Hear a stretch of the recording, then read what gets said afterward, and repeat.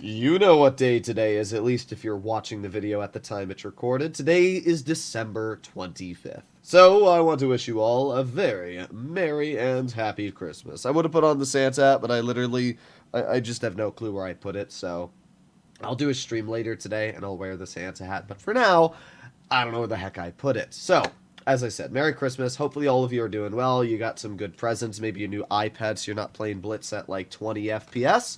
But in today's video, we are going to be taking a look at the next lot of auctioned vehicles that were just released. And this is where the lots finally get interesting. We're getting some vehicles that are pretty solid. There's also some that are pretty like, why? Like, why is the Super Hellcat in the auction? Nobody really cares about that tank. But some of the other vehicles pretty good. So, we're going to go down the list, talk about what's good, what's bad, and what you should be spending your gold on. First of all, we have the Object 907. This vehicle is honestly fantastic. It features much better DPM than it used to have because Wargaming buffed the alpha damage to, I think it's 320 instead of the 310. I know that doesn't sound like a lot, but that actually does help the vehicle quite a bit. So the 907 now has about 3,400 DPM, 35 if you're running rammer. It's pretty nice when you pair that with the fact the vehicle also has the tracer shell mechanic that the T100LT has. And yeah, the 907 is absolutely incredible. I would highly recommend that it is one of the vehicles you pick up if you like mediums that also can play like a light, have great camo, have a tracer shell. It's just a fantastic vehicle. I'd actually say it's one of the most exciting in the lot here, so I'm surprised to see it's the least sold. 17,500 gold, not a bad deal for it, but judging that so little have been sold, I would wait for it to go down to 16, maybe even 15,000, because you probably can get away with waiting.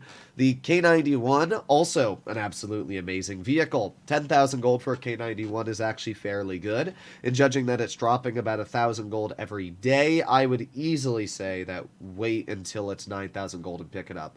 K91 is still one of the most underrated tier 9s for people that don't know much about it. It's got 2,700 damage per minute, which is insane. It's a heavy. It's got 2,700 DPM as a heavy, and you might think, okay, well, what about the armor? Well, it actually has pretty good armor. It's not great, but its turret is upwards of 300 mils thick. The vehicle's got 7 degrees of gun depression and some of the best side scraping capabilities in the game. So the vehicle's got a lot of strengths. It's also an autoloader that deals 350 damage each shell, so it can deal upwards of 1,050 once you dump the full clip. Overall, the K91 is actually an incredible vehicle. Anybody that doesn't have it, I would highly recommend to buy. Anybody that does have it will probably agree that it's definitely one of the best pickups in the auctions here. Super Hellcat. It's a Hellcat. I mean, I don't really know what else to say. We already have the Tier 6 Tech Tree Hellcat, and that vehicle's honestly got a better gun in some regards compared to the Super Hellcat. I mean, sure, this vehicle has more DPM, but it's a tier higher, and its armor really isn't much better.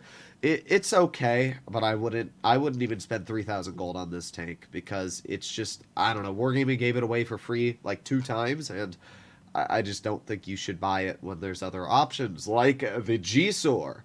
G-Sor is still one of the most fun tier 8s in the game. The vehicle features a double shot gun, which deals 350 damage a shot with the standard, and then it deals, what, 440 with the Hesh or something insane like that.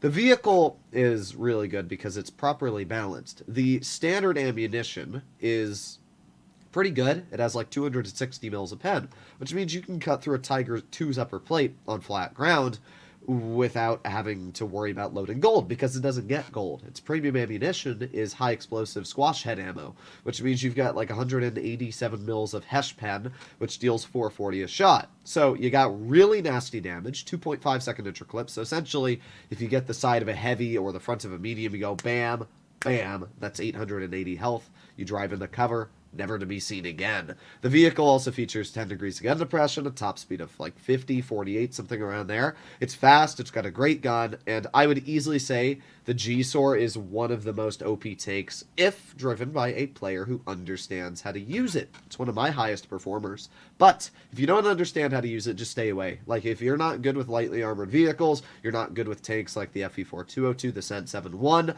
this is definitely going to be a really bad pick because it's a vehicle that highly requires skill.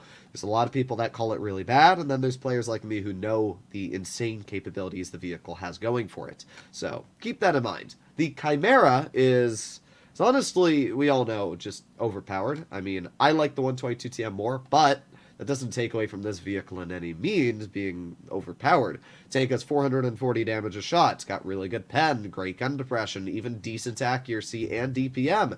It even has okay armor. Against tier 7s, you'll get bounces. Against tier 8s, people loading standard, you might get the occasional bounce, but premium shells are mostly going to cut through the turret.